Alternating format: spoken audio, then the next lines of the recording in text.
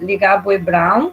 O professor Rodrigo, ele tem doutorado em Biologia Celular e Molecular pela Universidade Federal do Rio Grande do Sul, e ele é professor da nossa universidade. E ele faz parte do corpo permanente de orientadores do nosso programa de pós-graduação em biociências. Um professor bastante atuante, assim, é muito bom contar contigo, Rodrigo, no nosso time, e a gente agradece muito. Eu tenho certeza que a gente vai ter um belíssimo seminário, um assunto bastante relevante, bastante atual. Eu acho que a gente vai aproveitar bastante. Eu te passo a palavra e agradeço demais a tua participação aqui no nosso programa e em todas as atividades que a gente faz. Obrigado, Elis, de verdade, por tudo, pela oportunidade. Queria comentar um pouco sobre como surgiu a ideia desse seminário. A professora Cristina Bonorino estava comentando sobre a notícia sobre o AlphaFold quando ele saiu comigo, e disse, acho tudo muito bonito, mas seria interessante se tu pudesse explicar para a gente qual é realmente a diferença do que ele está fazendo.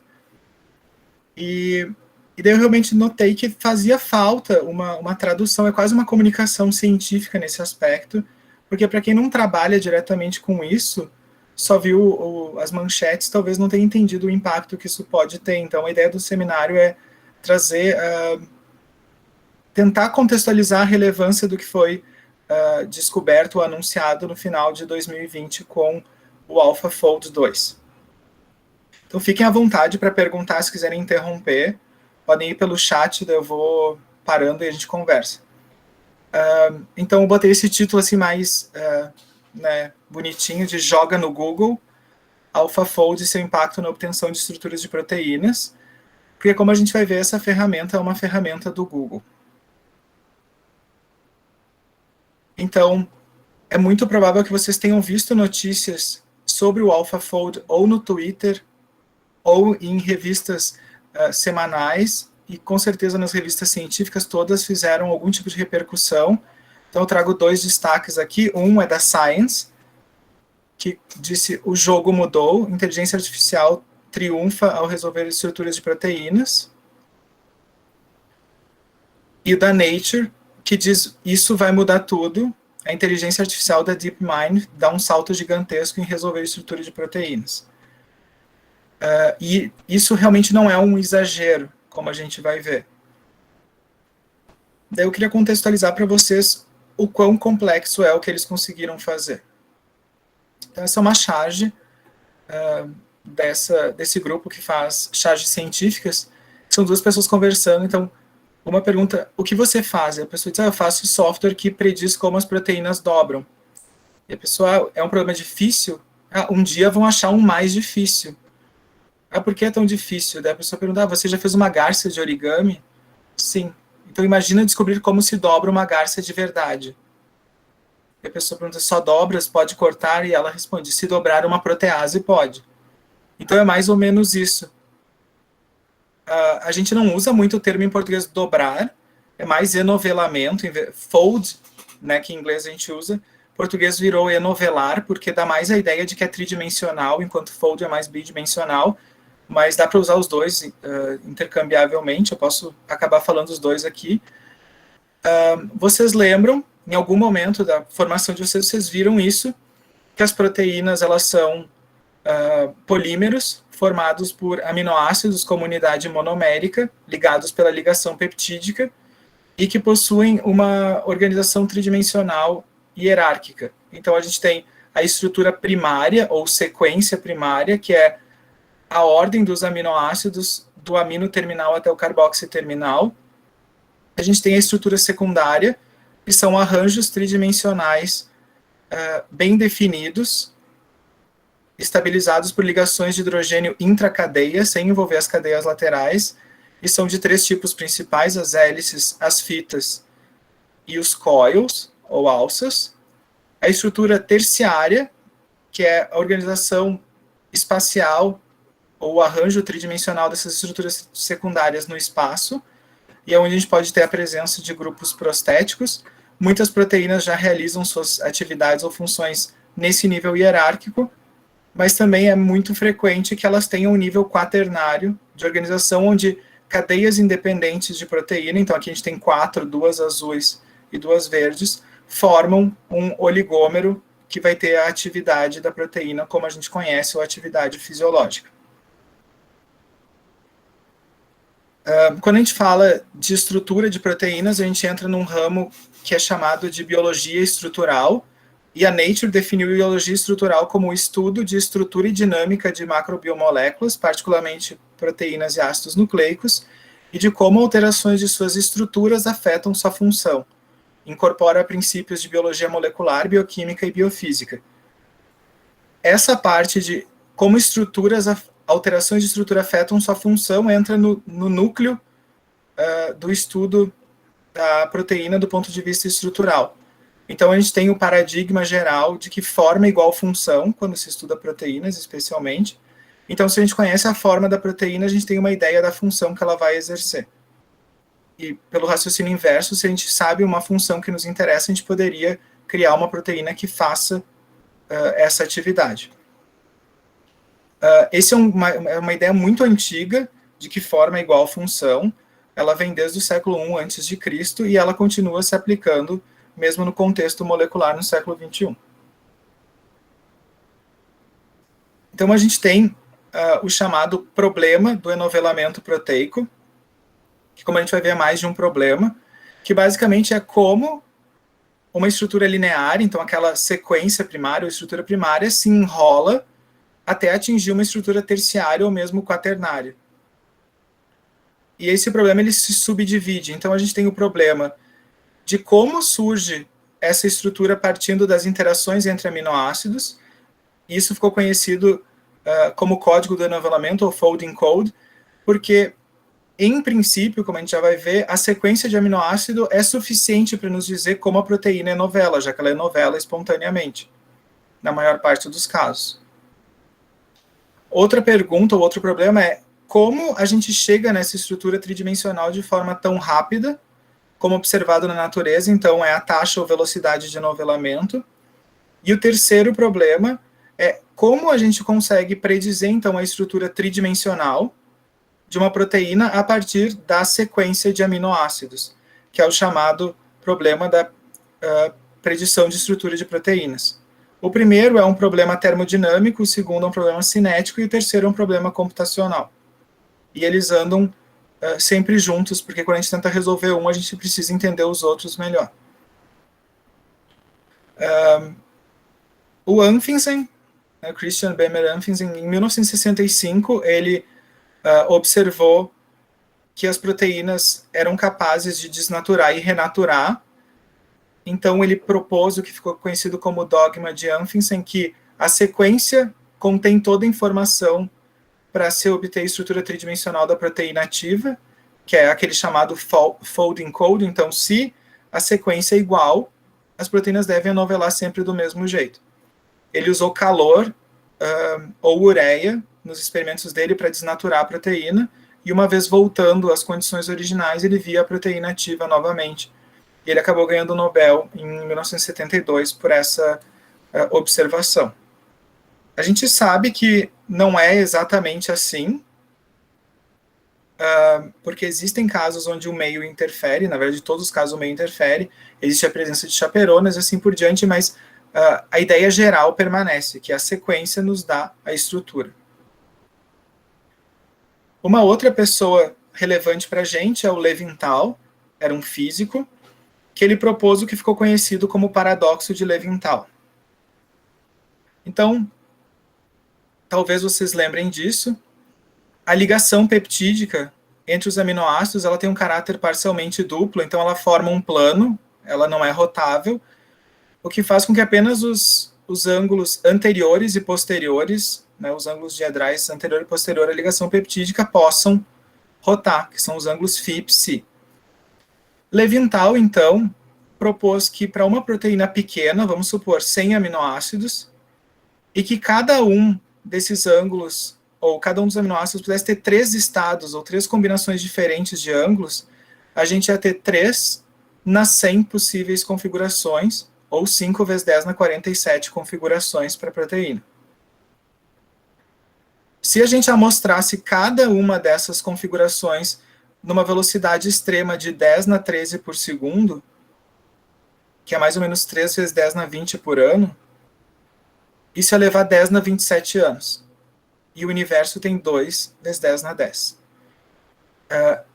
Ele sabia que, obviamente, não é isso que acontece. Ele se incomodava muito, que chamavam de paradoxo de Levi-Tal. Inclusive, tem um artigo dele que diz isso, que, obviamente, ele sabe que não é um paradoxo. Ele só quis usar isso para ilustrar que o enovelamento proteico não acontece pela amostragem de todas as configurações possíveis para a proteína. Essas observações, encurtando um pouco a história de como se chegou nisso, levaram à hipótese ou ao modelo de enovelamento da proteína representado pelo funil de energia livre. Então, é essa ideia de que essa representação no espaço, nesse volume, seria a superfície de energia livre associada ao enovelamento proteico, e que as proteínas desenoveladas, né, então a sequência primária ou estrutura primária, elas têm diferentes rotas que podem ser tomadas para chegar no estado nativo, que é o de menor energia livre, como foi proposto pelo Anfinsen no dogma dele, mas uma vez que elas começam o processo de ter um perfil energético menor, então mais estáveis, elas tendem a continuar descendo, digamos assim, por isso que é chamado de funil de energia livre. Então não é uma superfície plana, a proteína não varre toda a superfície, os eventos que vão sendo desencadeados no enovelamento fazem com que ela fique cada vez mais enovelada, digamos assim. Na proposta do Levi-Tal, a gente teria uma superfície reta e só existiria um ponto onde é o mínimo de energia. Então teria que varrer toda a superfície para identificar qual é a estrutura nativa, aquela que tem atividade fisiológica, chamado de modelo do campo de Golf. Se sabe que não é assim porque a gente não teria o tempo para a proteína fazer, qualquer proteína, fazer a busca por todas as conformações.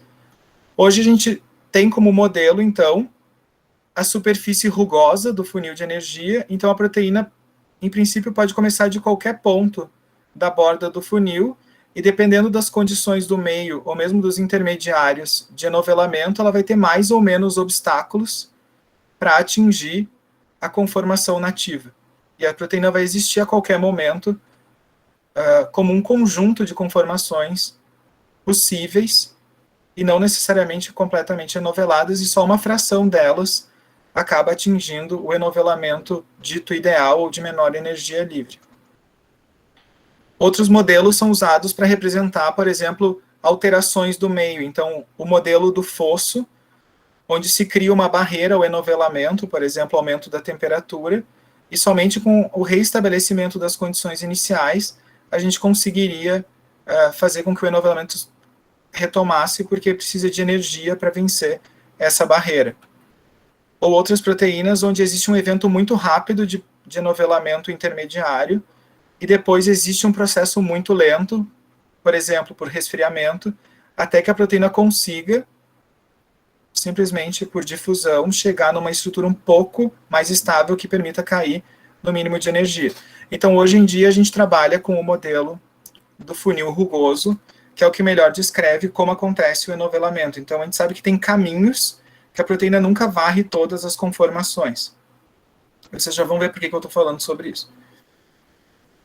Aqui é uma ilustração onde, infelizmente, a cor no esquema à esquerda não bate com o da direita. Aqui, o azul significa início da proteína e o vermelho final da proteína, que vai se enovelar.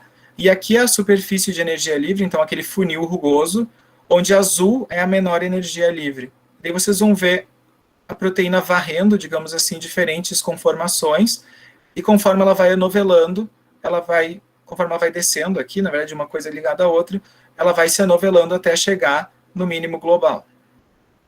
Se o vídeo não funcionar na projeção, por favor, me avisem.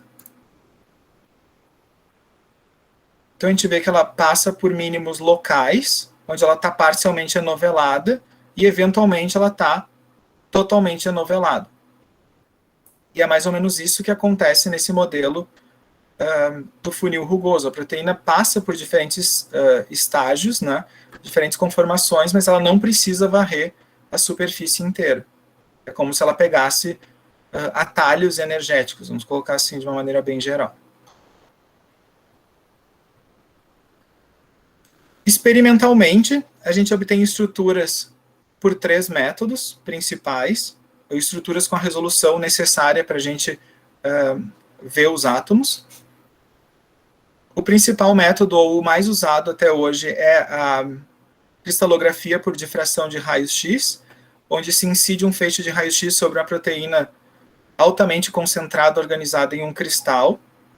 Se obtém os padrões de difração, e isso é traduzido numa nuvem de densidade eletrônica que é preenchida com os aminoácidos que se sabe que devem fazer parte daquela proteína, e essa estrutura é ajustada para padrões estereoquímicos esperados, digamos assim, para proteínas. Isso é refinado, e se essa estrutura não estiver boa, pode voltar para reinterpretar o perfil do raio-x, por exemplo, mas é o método mais usado. Ele está totalmente sujeito à propensão da proteína em cristalizar. Muitas proteínas não cristalizam, e é impossível obter cristais, e ninguém sabe exatamente por que algumas proteínas cristalizam bem e outras não. E é um método que precisa de uma fonte de raio-x bastante potente. Outro método que passou a ser usado principalmente nos anos 2000 é a ressonância magnética nuclear aplicada a proteínas, onde a amostra proteica altamente concentrada ela é colocada em solução, exposta a um campo magnético intenso, e ela fica bastante tempo sendo exposta, e se obtém diferentes mapas ou padrões de ressonância que vão sendo, então, correlacionados com perfis conhecidos para cada aminoácido ou cada posição dentro do esqueleto peptídico, e posteriormente, com todo esse mapeamento ou marcação, se tenta obter estruturas que satisfaçam as correlações obtidas nos diferentes mapas de ressonância. De maneira bem rápida seria isso, de novo sujeito à necessidade de grandes quantidades de proteína que tolerem ficar vários dias, às vezes mais de uma semana, em temperatura semi-ambiente, sendo analisadas, então, para poder gerar os espectros. E eles geram um conjunto de estruturas possíveis que normalmente é interpretado como representando a flexibilidade da proteína em solução. Um terceiro método que, a partir de 2010, aproximadamente, começou a tomar muito corpo é a crioeletromicroscopia.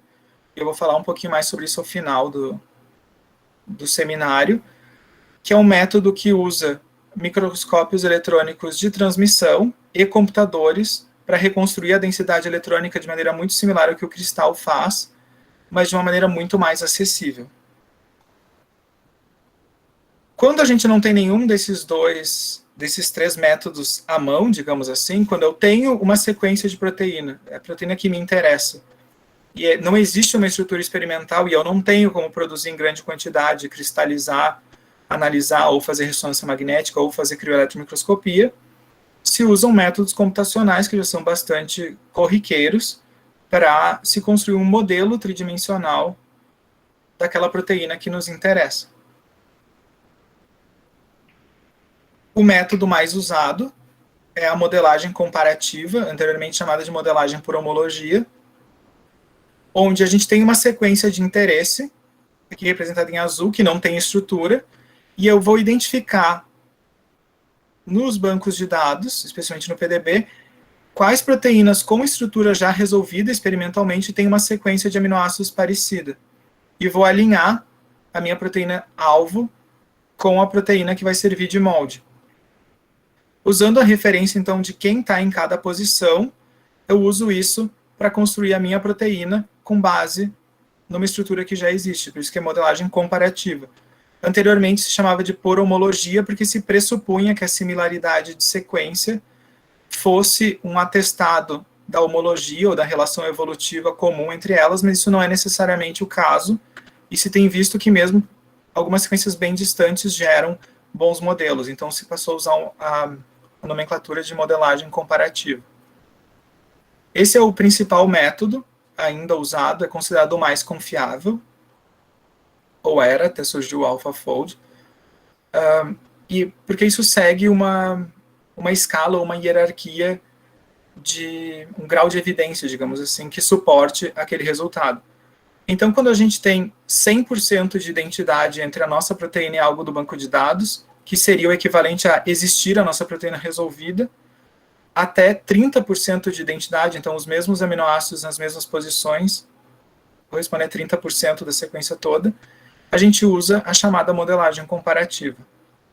Entre 30% e 20%, a gente fica numa zona de incerteza, onde a modelagem comparativa pode funcionar, mas ela tem uma chance alta também de dar um resultado totalmente errôneo. Então, não se usa ou não se recomenda usar modelagem comparativa, se recomenda usar o reconhecimento de enovelamento, ou fold recognition, ou threading, ou alinhavamento em português, que em vez de comparar sequências, compara padrões de estrutura secundária.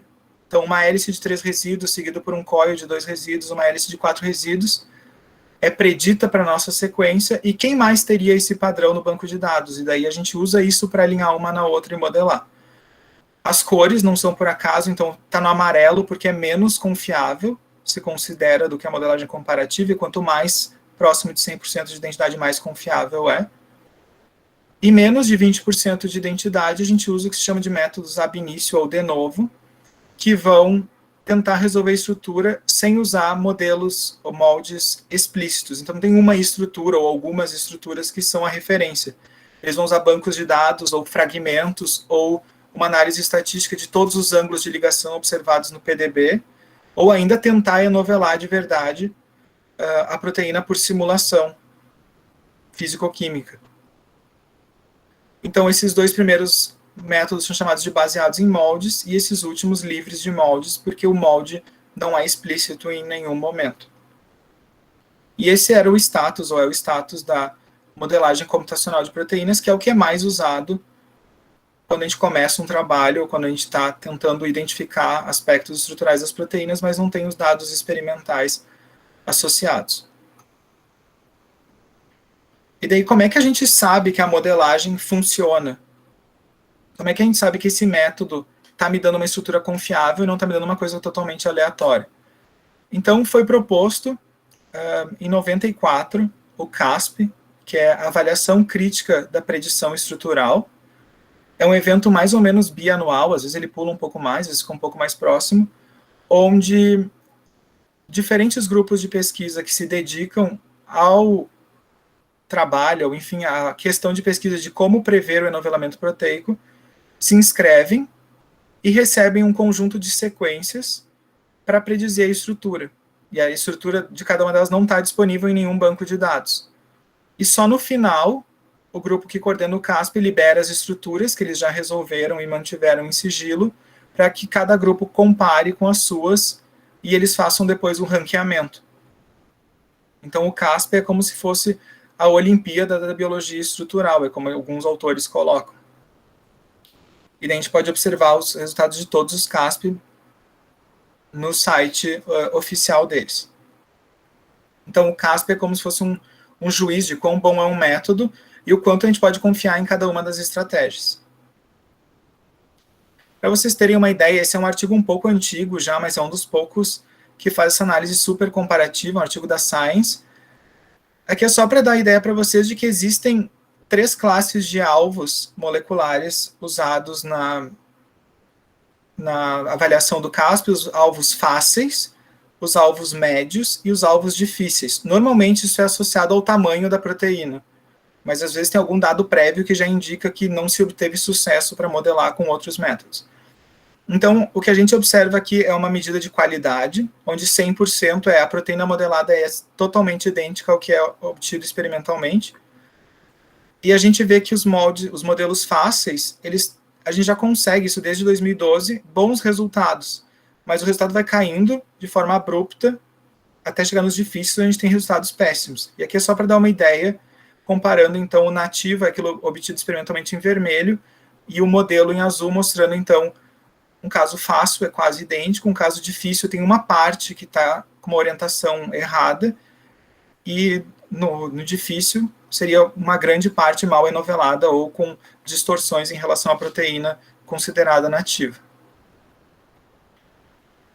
Esse é um outro dado comparativo que mostra as diferentes edições do CASP até 2012, então nos mostrando do azul até o vermelho que foi havendo melhorias na qualidade média para todos os casos de modelagem. Então, sempre se conseguiu altos níveis nos modelos fáceis, mas os difíceis foram melhorando e os médios, especialmente, foram tendo melhoras significativas.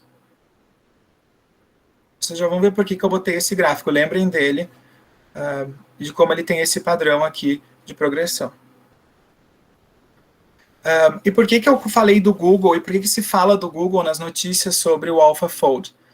Então, o Google identificou essa empresa, que era uma incubada chamada DeepMind, e adquiriu ela em 2015, chamou ela por um tempo de Google DeepMind, depois manteve só DeepMind. Na verdade, ela pertence à Alphabet, que é a empresa mega corporação que é dona do Google e todas as outras subsidiárias. E o que eles têm, e é isso que aparece na primeira página do portal deles, do site comercial, é isso. Então, e se, resolvendo um problema, a gente conseguisse resolver milhares de outros? E é mais ou menos o que eles conseguiram fazer. Eles não são muito explícitos quanto à metodologia. Eles são uma empresa que desenvolveu um método considerado de inteligência artificial, uma rede proprietária que eles treinaram para se comportar como uma mente humana quanto ao aprendizado. Pelo menos essa é a alegação que eles fazem. E, além do AlphaFold, por exemplo, o que eles conseguiram fazer com essa rede? Então, um método, um sistema de computador que funcionaria aprendendo como uma mente humana. O mais usado no Google é o WaveNet, que é um modelo que gera áudio como se fosse a voz humana, somente treinado com exemplos de vozes gravadas, de ligações, por exemplo. Então, ele consegue gerar uma simulação de voz humana semi-perfeita já, funcionando como se fosse, eles alegam, né, o funcionamento da mente de uma criança que aprendeu a falar. Eles também treinaram o mesmo sistema base deles, que o nome não é DeepMind, ele tem um outro nome, para interpretar imagens de exames renais, de exames de mama e de exames de fundo de olho, e consegue identificar com até 2 anos de antecedência em relação a especialistas clínicos que a pessoa vai ter um tumor ou um efeito de degeneração ocular. E também fizeram algumas coisas um pouco diferentes. Uma delas, eles treinaram o sistema, foi aí que a empresa começou.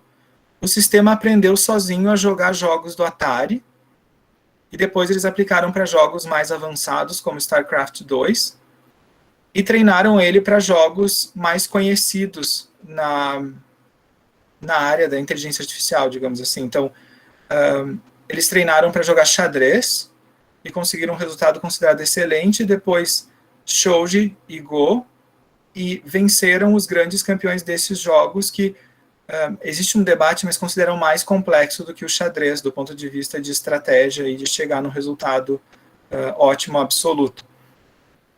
E uma das coisas que eles fizeram o treinamento, o próprio sistema, então a própria inteligência artificial jogando com ela mesma para aprender como melhorar.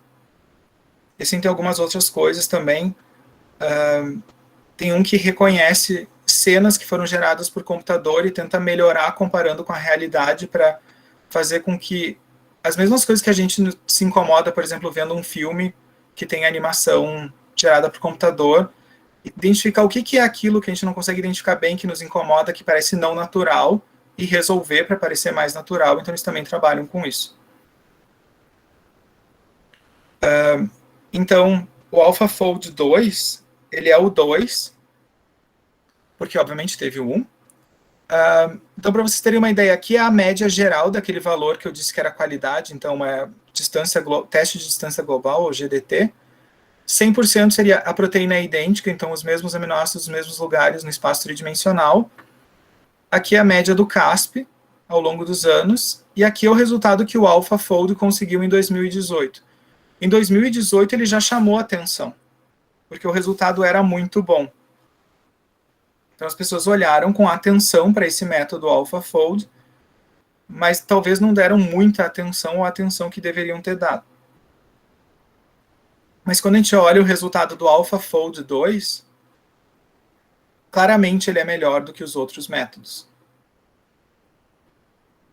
Aqui é para dar uma ideia mais visual, são os exemplos que eles usam, tem vários resultados do CASP, onde eles conseguiram boa similaridade, então sobreposição de cadeia principal, sem nos mostrar cadeias laterais na representação cartoon, é praticamente a mesma proteína. Isso usando só o método criado por eles. E aqui, lembrando aquele gráfico que eu tinha mostrado, então, a média do CASP para os alvos fáceis até difíceis, e em vermelho é a performance do AlphaFold em 2020, e essa barra pontilhada, essa linha pontilhada é a performance dos concorrentes, digamos assim, do AlphaFold em 2020. Isso aqui é tão melhor do que o que todo mundo conseguiu, que se considera que o problema de predição de anovelamento proteico para o computador está resolvido.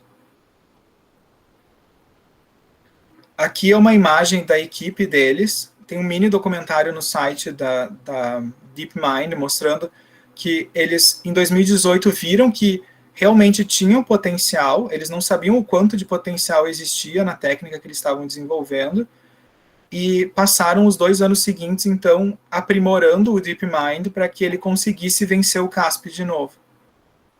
E foi o que eles conseguiram, e aqui é quando eles recebem o resultado. Todos eles trabalharam na pandemia, no último ano, de casa, e aqui anunciando, lendo o e-mail, que eles foram os grandes vencedores. E daí, como é que funciona o AlphaFold? Eu vou usar como referência o AlphaFold 1, porque não existe ainda um artigo do AlphaFold 2, e por mais que eles falem a respeito, não está muito claro qual é a grande diferença do 1 para o 2, mas eu vou fazer uns comentários sobre isso. Então, o que eles fizeram? Eles extraíram do banco de dados PDB, que é onde tem a estrutura proteica tridimensional depositada, mais de 100 mil estruturas de referência, e fizeram um alinhamento da sequência de aminoácidos dela com ela mesma, e plotaram o quão distante está um aminoácido do outro, para todas as proteínas. E associaram isso também com as medidas de ângulos que existem entre cada par de aminoácidos. E aqui é uma representação, então, de um aminoácido e a distância em relação a todos os outros, só para dar essa ideia.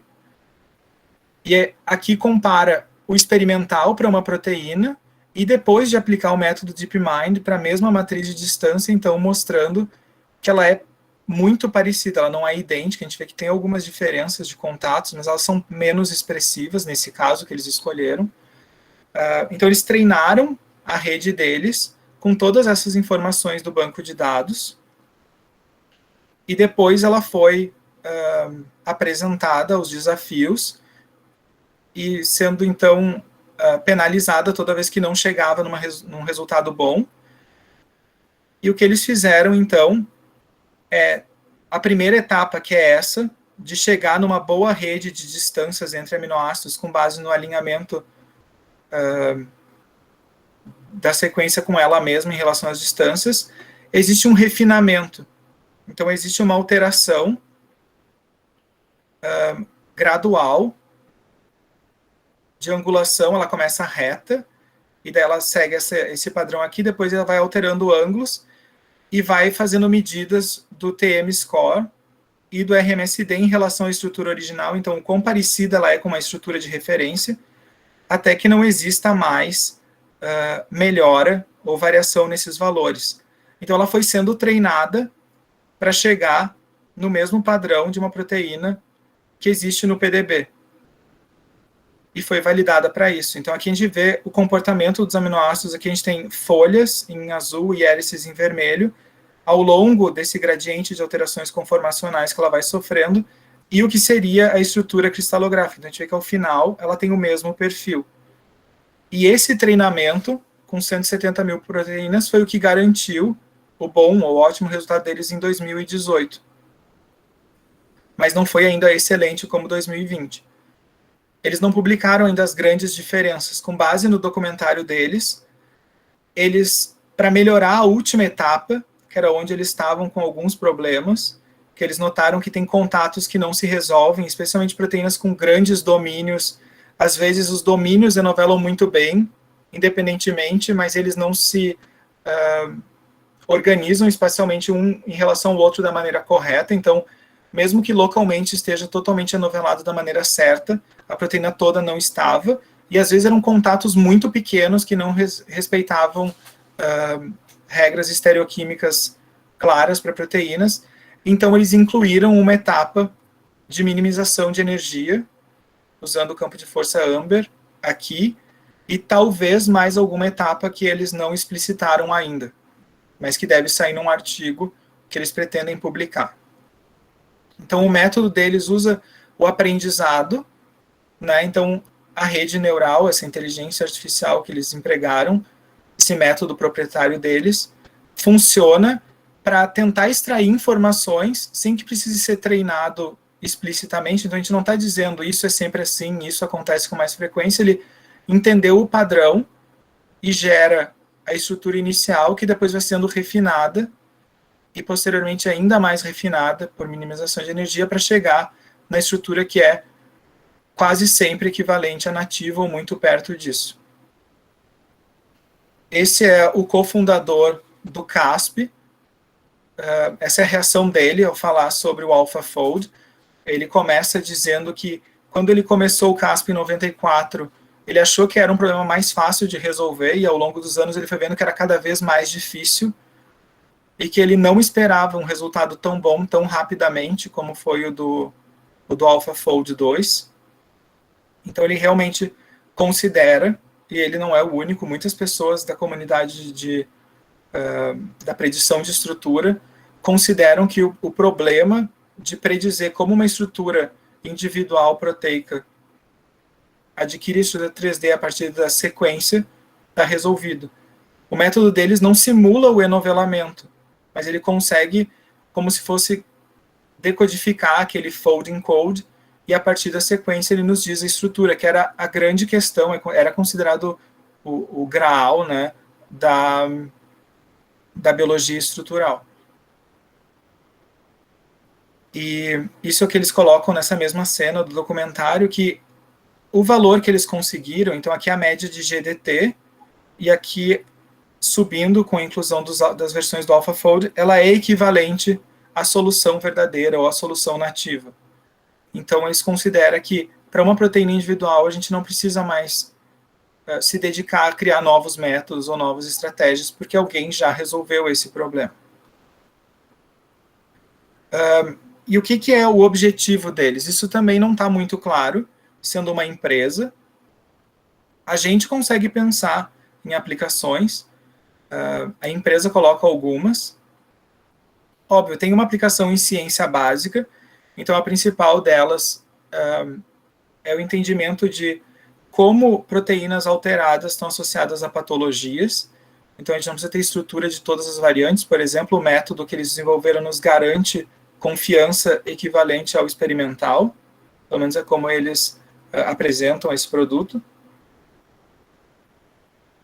Então, como a gente falou que forma é igual função, se a gente conhece a forma, a gente pode inferir função.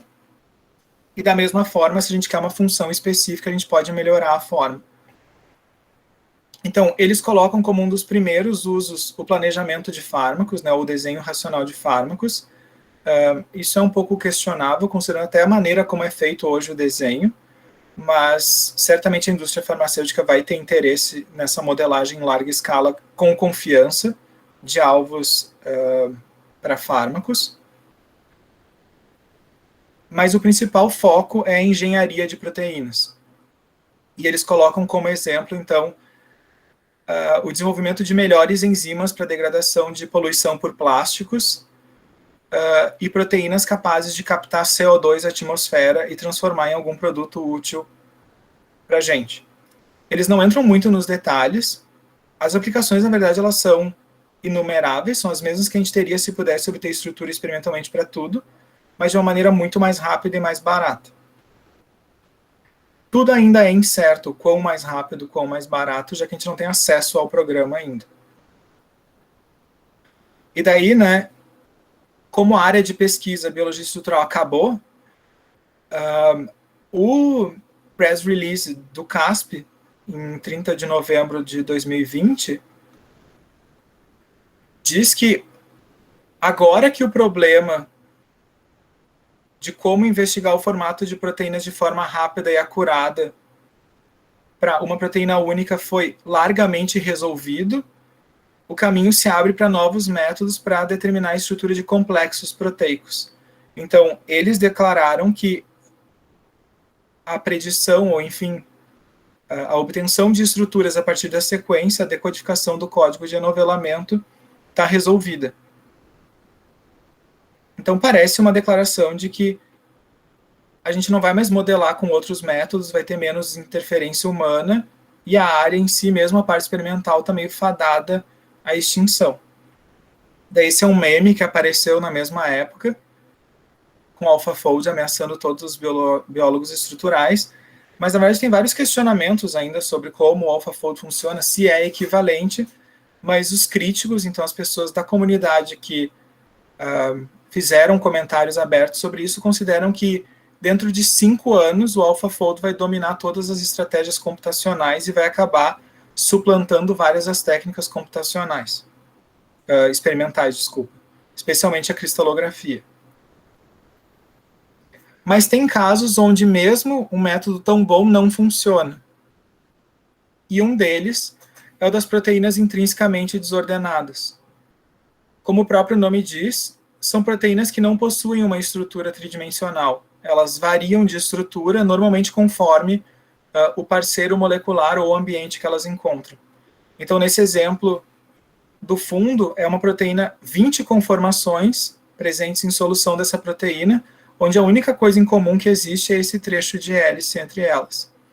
E aqui é uma proteína parcialmente desordenada, onde as extremidades fazem reconhecimento de alvos moleculares. Então, não tem como predizer a estrutura de uma coisa que não tem estrutura, a não ser que a gente saiba as condições de enovelamento. Daí, só lembrando aquela ideia do funil de energia livre, para as proteínas que têm uma estrutura, a gente tem um mínimo de energia, ou uma zona do mínimo, onde diferentes conformações similares vão existir. Proteínas desordenadas não têm isso. O funil delas, digamos assim, o perfil muda de acordo com o ambiente ou o parceiro molecular que ela encontra. Então, isso ainda vai ser um desafio por bastante tempo de como obter o conjunto de conformações que nos interessa para uma proteína intrinsecamente desordenada. E que tem se visto mais e mais, desde 2002, que elas são envolvidas em diferentes patologias. Então, diferentes tipos de câncer, diabetes, Parkinson, Alzheimer, estão associados a proteínas intrinsecamente desordenadas. E o que se espera, então, para o futuro? Se a gente consegue modelar a proteína individual, para onde vai essa área de predição estrutural? Então, métodos computacionais que nos ajudem a obter estruturas de proteínas. Como o próprio CASP sugeriu, a aplicação, ou o próximo passo vai ser a obtenção computacional, né, por modelagem de complexos ou oligômeros proteicos. Aqui é só um exemplo, que é o complexo de metabolismo de M da mitocôndria, onde a ideia seria, então, se a gente consegue obter proteínas individuais, obter com grande confiança complexos, sabendo como cada proteína se orienta e interage com as outras. E a outra área que parece que vai se beneficiar e vai andar muito junto com a modelagem desse tipo obtida pelo AlphaFold é a crioeletromicroscopia. Esse método deu o Nobel em 2017 para os desenvolvedores. Ele usa, então, a microscopia de transmissão, onde existe uma monocamada da proteína de interesse congelada em estado vítreo. Então, é como se a gente tivesse várias cópias da proteína orientadas de diferentes formas no nosso campo amostral. E a grande revolução foi aumentar o poder computacional, que permitiu, então, ao computador selecionar e agrupar as imagens similares, onde mais escuro é mais elétron denso, então está associado à presença dos átomos naquelas imagens. Então, classificar, organizar e, com base na densidade, reconstruir tridimensionalmente a densidade eletrônica. E isso depois é preenchido com a estrutura de aminoácidos esperada para essa proteína. A melhor analogia que existe para esse método foi uma aluna que propôs, eu achei excelente, funciona igual Matrix. Então, a gente fotografa a proteína de todos os ângulos possíveis, é o que a microscopia faz, e tendo essas fotos de todos os ângulos, a gente consegue depois reconstruir a proteína em 3D do jeito que a gente quiser. Esse método é considerado mais acessível que a cristalografia e a ressonância, porque ele precisa de uma quantidade um pouco menor de proteína, ele precisa de equipamentos um pouco mais acessíveis, e ele não está sujeito às limitações que tanto a cristalografia e a ressonância têm de proteínas, por exemplo, não cristalizarem ou não serem adequadas para manter a temperatura ambiente, porque ela é congelada instantaneamente. Então, se tem tido grandes avanços nessa área, até para proteínas transmembrana, por exemplo, que era um desafio grande para obter por cristalografia, faziam pedaços ou fatias para obter a estrutura completa. No Brasil, parece que tem um grupo só trabalhando com isso. A Paula Caruso está vendo alguns contatos, a gente está tentando ver quem faz. Raio-X tem mais grupos, mas precisa de fontes muito potentes, então, principalmente no síncrotron, para fazer a análise. E ressonância magnética, se não me engano, só no Rio de Janeiro e talvez Brasília, para fazer para proteínas. Mas como isso aqui precisa de computador, para obter estrutura 3D, talvez seja muito associado a essa modelagem, ou a modelagem do tipo AlphaFold, vai gerar estruturas interessantes que vão precisar de uma confirmação experimental que não vai vir pelos métodos ditos tradicionais, vai vir pela crioeletromicroscopia. E qual é o status, então, do AlphaFold 2? Não existe um artigo ainda. Esse é um slide que eu copiei direto da apresentação que o AlphaFold fez, o grupo fez, né, no CASP, quando eles ganharam. Então, assim, eles dizem que vai ser publicado numa revista com revisão por pares. O do CASP 13 foi publicado na Nature, então se espera algo bem impactante.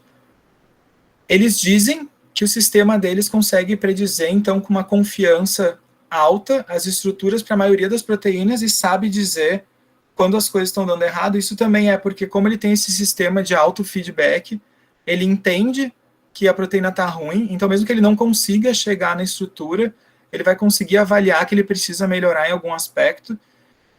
E eles dizerem isso provavelmente quer dizer que eles já estão trabalhando numa versão 3 do AlphaFold que consiga se autocorrigir, mas eles não falam sobre isso. Eles dizem que estão trabalhando para fornecer o acesso amplo a esse trabalho. Não está muito claro o que eles querem dizer com isso. O primeiro, o AlphaFold, está disponível no GitHub para quem quiser usar e testar. Eu não conheço alguém que tenha usado e testado, mas ele está lá.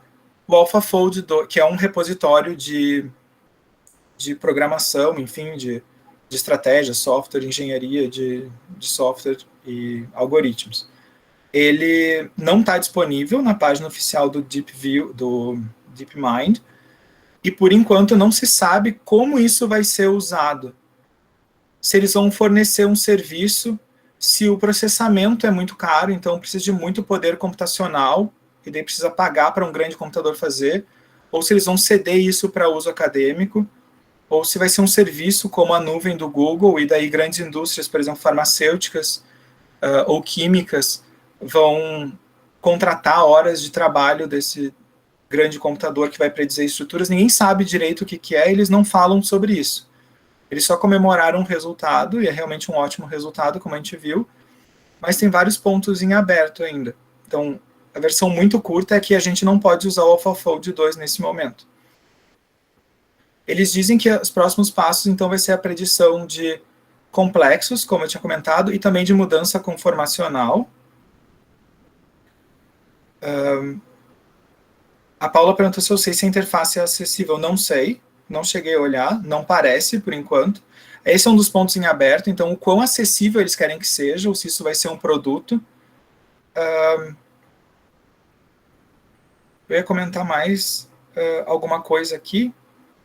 Sim, quando a gente vê os resultados do CASP, quando a gente vê todas as apresentações, dá uma ideia de que tudo foi feito automatizado, que eles têm esse sistema mágico que parece o Westworld, para quem está vendo a série, onde a inteligência artificial entende tudo, sabe tudo, prediz proteína, prediz atividade. Na verdade, o CASP permite e, em vários aspectos, demanda a supervisão humana ou a curadoria manual. Então, tem vários casos do CASP onde ele exige ou permite que os grupos façam correções à mão. Então, tem, tipo, subetapas ou preliminares, né, eliminatórias, digamos assim. Então, eles tiveram, sim, intervenção humana em vários dos casos para corrigir coisas pequenas, e ele não pressupõe que seja 100% automatizado nenhum dos métodos. Isso também é interessante comentar, porque quando a gente lê os artigos e quando a gente vê os resultados e aplica essas ferramentas, a gente tem uma ideia de que resolveu tudo. Um computador resolveu para a gente, mas, na verdade, sempre precisa do olho, da supervisão humana, para ver se aquilo faz sentido ou não, para validar ou não aquele resultado. Ele consegue dizer com uma certa precisão se é parecido com o que já existe. Mas a gente, como pesquisador, enfim, como usuário, tem que saber se o que já existe responde à nossa pergunta ou não. Aqui tem uma pergunta. Se tem possibilidade de alguma empresa comprar a tecnologia ou privatizar ela para uso próprio, devido à grande tecnologia. Na verdade, o Google já fez isso, né? A gente está discutindo uma coisa que é a tecnologia proprietária do Google. Eles podem explicar como eles fizeram, então, assim, não é patenteável, digamos, mas o código nunca ser disponibilizado. Então, se quiser fazer, tem que fazer tudo o que eles fizeram de novo, do zero. Então, a gente não sabe ainda qual é o status. Eles dizem que vão disponibilizar.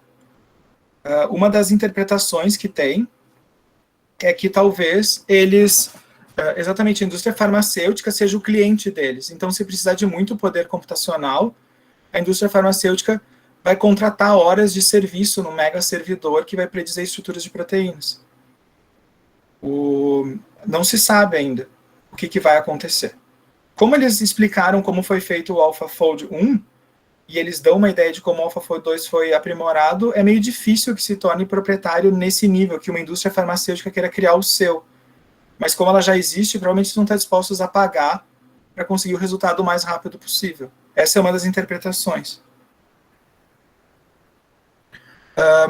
Esse é um slide que eu gosto muito, é de um artigo da Nature sobre crioeletromicroscopia, que fala que a revolução não vai ser cristalizada. Os cristalógrafos odeiam esse artigo, por motivos óbvios. Mas é que quando a crioeletromicroscopia conseguiu atingir a mesma resolução, então o mesmo detalhamento nível atomístico que a cristalografia por raio-x, se viu que ela tem um potencial muito grande. E se viu que ela vai tomar conta das coisas. E ninguém esperava que, antes disso, a modelagem chegasse no mesmo nível. Modelagem teórica, digamos assim. Então, cada vez mais a gente vê que a cristalografia, por mais que tenha nos trazido até aqui, né, foi a técnica que nos trouxe desde a década de 40, 50, lá nos primeiros trabalhos, até os anos 2000, foi quase tudo feito com cristalografia, está cada vez menos sendo resolvido por cristalografia ou cada vez mais por técnicas alternativas, especialmente o cryo-EM. Eu queria agradecer aos amigos que eu fiz nos outros laboratórios que eu já trabalhei, porque quando saiu esse artigo, a gente tem um grupo, a gente ficou discutindo muito isso, então vários dos vídeos e das coisas que eu usei aqui vêm dessas discussões, então agradecer a todo mundo. Achei que combinava botar eles nesses desenhos aqui. E se alguém tiver alguma dúvida específica, pode me mandar por e-mail, sem problema. E aqui, se quiser conhecer o que eu tenho feito, o QR Code leva para um site que lista as diferentes páginas onde eu apareço. Não sei se alguém tem alguma dúvida, quer comentar alguma coisa.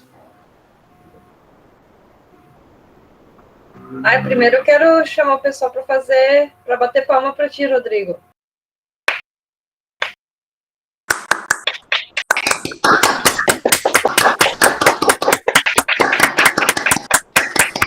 Obrigado, gente. Adoramos, muito obrigada pela explicação, muito legal. Não, demais, Rodrigo, demais. Sensacional. eu sabia que tu ia dar show, porque assim, ó, ter acompanhado todos os seminários, mini cursos que tu dá, tu tem uma didática incrível, a tua apresentação é sempre muito agradável da gente olhar, tu explica tudo com muita clareza, sensacional. Eu acho que tu deu uma aula de bioquímica. Olha, Que bom. Muito obrigada. Muito obrigada. Tem muitos comentários aqui, mas o primeiro que levantou a mão e que está nos prestigiando com essa presença é o professor Guido. Olha. E aí, Guido, então vai lá, qual a tua pergunta? Oi, Guido. Tudo bom, Rodrigo? Eu estava acompanhando o seminário aqui de fundo, que a Márcia também está ouvindo, quer dizer, a Márcia está ouvindo, e eu estava ouvindo. Eu disse, não, vou participar desse seminário porque ele está muito legal. Não é que eu esperava diferente de ti, sempre dá seminários muito legais, e eu, obviamente, quando vi isso daqui, pensei, bom, então uma área inteira termina. Mas tu deixou muito claro, não, que uma área inteira começa. Obviamente, muito mais poderosa agora. A minha pergunta é no sentido de docking com pequenas moléculas, e não só docking no sentido que ele é mais usado de interação de ligandes ou no sítio ativo, mas também de interação com membrana ou com outras interações mais fracas e mais suaves, que também envolve, obviamente, interação proteína-proteína, que tu já mencionou de passagem, o quanto que o AlphaFold vai ter um impacto sobre essas interações, que obviamente são uma das interações mais importantes de a gente resolver. O que eles colocam é que eles permitiram, então, ter a resolução equivalente ao experimental para proteínas em geral. Então, isso serviria, por exemplo, para docking de pequenas moléculas no planejamento de fármacos ou no desenho de fármacos, e permitiria servir como entrada para predição de interação proteína-proteína, por exemplo. Em nenhum momento eles falam de membrana. Alguns pesquisadores no Twitter questionaram muito se eles iam trabalhar com ácidos nucleicos, e vários colocaram que é muito difícil que eles consigam fazer predição de estrutura de ácidos nucleicos, até porque a gente não tem as referências necessárias para dizer, porque daí precisa de longos segmentos. Eles não dizem o que eles vão fazer. Eles só dizem que eles pretendem agora, considerando a recepção que eles tiveram, trabalhar com a ideia de modelar complexos. E daí isso parece querer dizer que eles vão analisar complexos proteicos que existem no PDB, e da mesma maneira como eles interpretaram os pares de aminoácidos dentro de uma proteína, eles vão interpretar todos os contatos entre proteínas para que a rede entenda o que é o mais provável de acontecer. Pessoalmente, eu acho que para eles falarem isso, eles já devem estar trabalhando em alguma coisa parecida. Muito legal. Parabéns pela palestra. Acho que ela mostra o quanto que a gente tem que trabalhar. Obrigado. Trabalhar com o computador, não contra o computador. Quer dizer, fazer essas ferramentas serem nossas parceiras. Isso. Obrigado.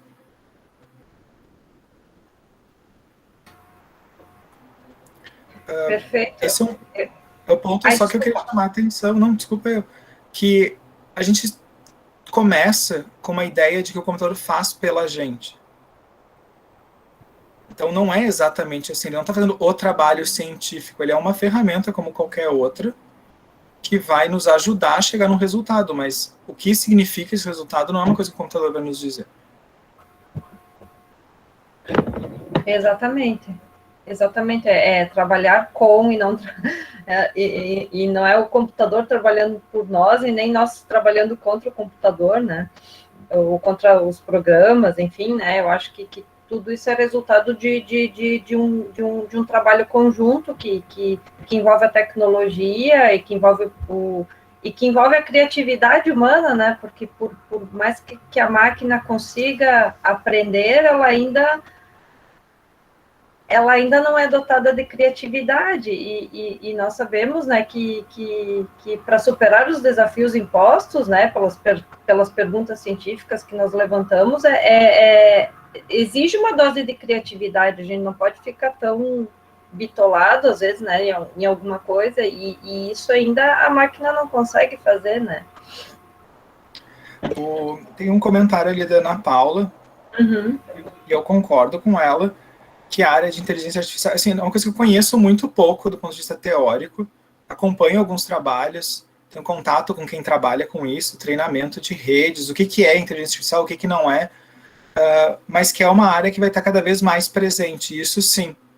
Quanto mais dados a gente tem, menos a gente, como ser humano, vai conseguir interpretar e extrair os padrões de maneira prática, objetiva, manual, digamos assim. Então, que os computadores aprendam sozinhos, que é a grande diferença de alguns desses métodos, é muito útil para nos dizer coisas que nem a gente está conseguindo ver, no caso desses métodos diagnósticos que identificam pré-tumores, digamos assim, que são coisas que não são detectadas por médicos ou especialistas, ou mesmo patologistas, enfim, mas que o computador detecta que é uma anomalia. Então isso é bem interessante. Eu estou lendo as do chat, tá, Elis? Conrado, se alguma discussão envolvendo viés introduzido nessa rede, considerando que ela coleta dados estruturais do PDB, não estaria ela limitada pelos problemas do seu próprio input? Eles não falam sobre isso, mas eu acho que ninguém fala sobre isso. Mas sim, como ela usou dados do PDB, e o PDB é majoritariamente obtido de cristais, a gente consegue reproduzir bem proteínas de cristais. E essa é uma discussão que a gente conhece bem, quem trabalha com isso, que para a maior parte da comunidade que trabalha com cristalografia, essa é a estrutura real, fisiológica, que funciona, que tem atividade, então a forma dela é essa, a função é essa. Mas a gente sabe que em solução, no meio fisiológico, não é uma forma só, ela é flexível, ela existe num conjunto de conformações que tem propriedades diferentes ou propensões diferentes a fazer uma ou outra atividade. Então, sim, respondendo objetivamente, Conrado, eles não falam, mas é um viés da próprio dado de entrada. Bianca pergunta sobre IDPs, as proteínas desordenadas. Qual tu acha que é o futuro da determinação estrutural na área? Será necessário usar CRIO-EM para avaliar os complexos caso a caso, ou combinação de métodos experimentais e computacionais, ou outra coisa? Aqui entra, talvez, uma coisa que o próprio criador, ali, o defensor, o apresentador do AlphaFold, coloca bem de passagem no final da apresentação dele, que eles estão estudando mudanças conformacionais. Eles não dizem como eles vão fazer isso, mas é muito provável que o método, por gerar várias conformações alternativas que vão sendo avaliadas quanto à energia livre, eles possam usar esses subconjuntos para estimar quanto a alguma propensão associada às IDPs. Como a gente tem quase nenhuma determinada experimentalmente, a gente tem talvez uma dezena que foi determinada por ressonância magnética, e mesmo assim só uma é totalmente desordenada, as outras têm alguma referência estrutural, eu não sei. O que tem sido feito é dizer que é desordenado, tentar identificar algum parceiro molecular que causa uma organização, e daí mostrar como é a organização estrutural dela quando está ligada nessa molécula. Mas ela nativa, digamos assim, ela aquele macarrão cozido que fica se mexendo, se tem usado simulação por dinâmica molecular, mas mesmo assim não é, de novo, vem aquele questionamento. Como eu sei que essa simulação está certa se eu não consigo ver isso de nenhuma forma experimentalmente? Então, por enquanto, eu não vejo muita coisa. Não sei, talvez eu esteja errando nesse aspecto, mas o que eu acompanho, eles não têm ainda, fora essa ideia que eles chamam de congelar a conformação. Então, por exemplo, usa um inibidor que mantém ela só em uma conformação ou em subconjunto de conformações, e isso é determinado. Mas ela nativa, digamos assim, não se tem.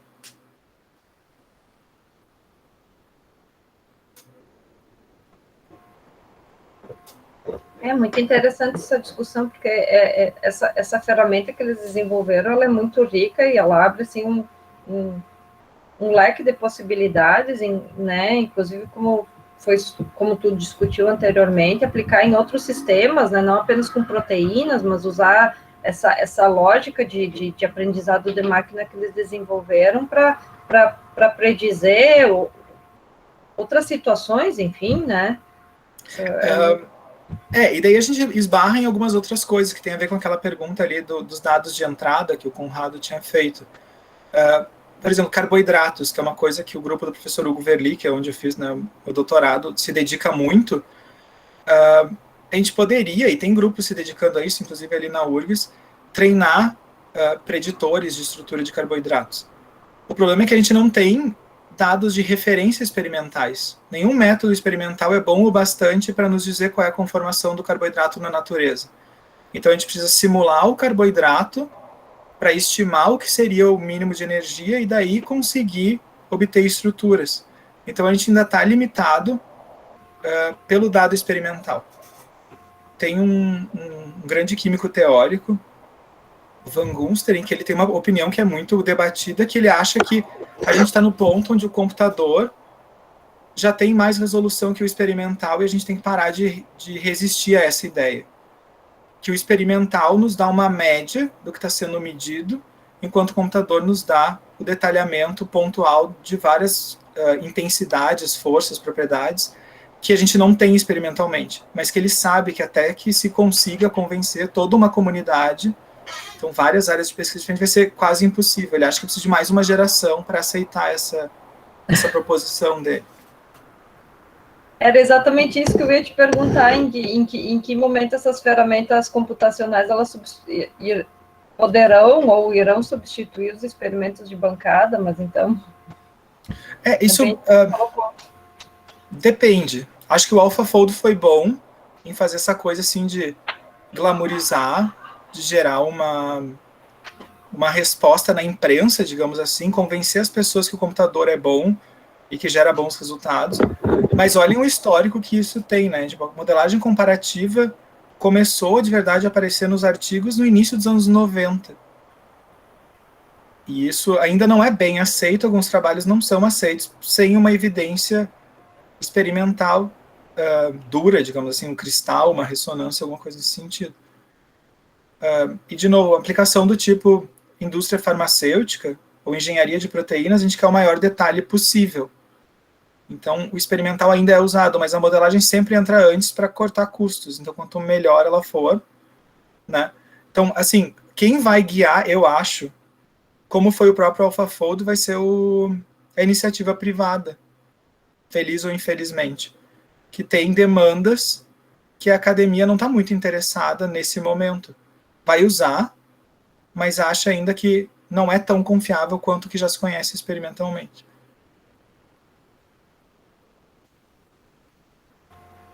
Sim, entendi, né? Vai usar pela questão econômica de atalhar caminhos, né? Mas... Muito das ferramentas que a gente usa, a versão dos laboratórios da Big Pharma, né, são versões infinitamente melhores e são proprietárias. Eles não têm nenhum interesse em vender ou licenciar, porque é uma vantagem competitiva que eles têm. Então, eles fazem predições excelentes que cortam custo experimental, custo de animais, custo de biotecnologia, e resolve para eles. Então, é muito provável que o AlphaFold vá muito para esse caminho. Sim. Então, mesmo que nas publicações, vamos dizer assim, a gente acabe vendo menos, vai ter uma aplicação industrial muito grande, eu acredito. Sim, com certeza, eu também acho. E por outro lado, assim, também, com toda a tua fala, todo o teu seminário, a gente fica pensando o quanto a gente tem que formar profissionais, assim, que atuem nessa fronteira do conhecimento, né? Porque cada vez o conhecimento computacional ele está inserido dentro da área biológica. Isso é uma revolução que está acontecendo. Isso foi muito rápido isso, né? E eu acho que a gente tem que estar antenado e preparar os nossos alunos para também, assim, mesmo aqueles que não vão trabalhar diretamente com desenvolvimento de ferramentas computacionais, mas que eles consigam compreender minimamente como isso funciona, para, a partir disso, conseguir elaborar perguntas e aí extrair os benefícios que advêm dessas tecnologias, né? Eu acho que a gente tem que focar nisso, né? Sim, eu concordo totalmente. Eu sempre digo para os alunos que se desesperam quando começam a trabalhar com a parte computacional, que assim como a gente não precisa saber construir um microscópio, mas precisa entender como funciona para usar ele da melhor maneira possível, a mesma coisa com os métodos computacionais. A gente não precisa criar as ferramentas, mas a gente precisa saber quais são as potencialidades e as falhas associadas com cada uma delas. Isso normalmente fica meio embaixo do tapete. A gente tende a usar o computador como uma coisa que vai resolver tudo ou nos dar uma resposta. E acho que é esse o treinamento que os alunos sempre têm que ter.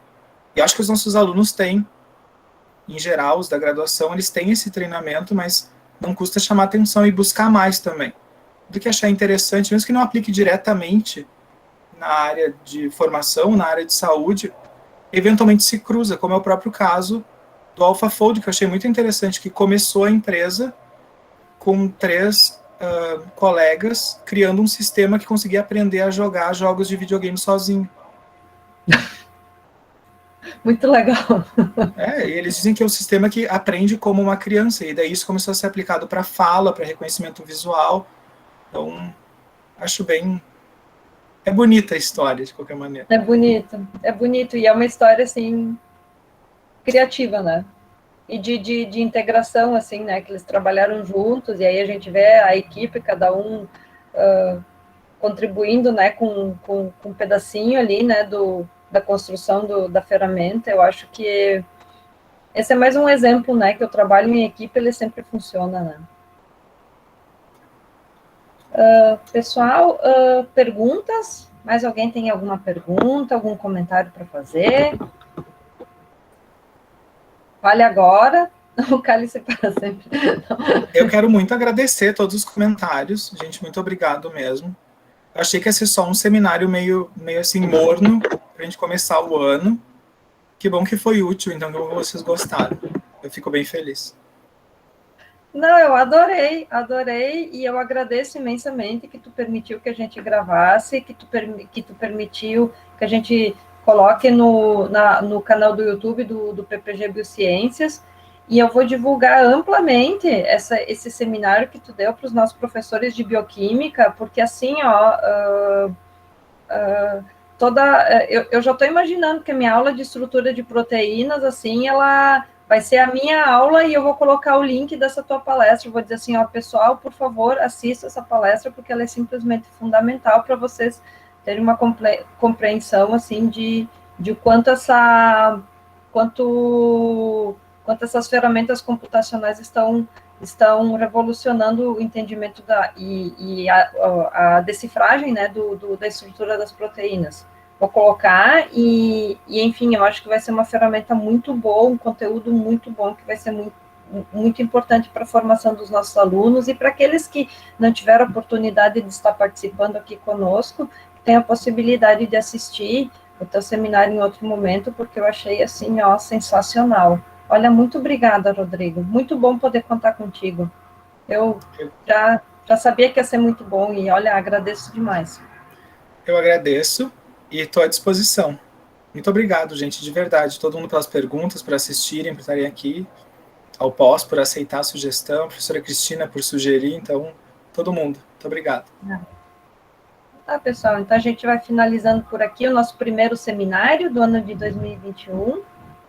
Agradeço a presença do professor Rodrigo e agradeço a presença e a participação de todos e todas vocês. Então, quarta-feira que vem tem mais. Então, 9h, seminário de dados dos alunos do programa. E às 10h30, seminário científico. A convidada da semana que vem será a professora doutora Ana Paula Lepic, do programa de pós-graduação em imunologia da USP. Então, estão todos e todas convidados, né? A gente aguarda vocês. Eu desejo a todos uma ótima tarde e um bom final de dia. Beijo, gente.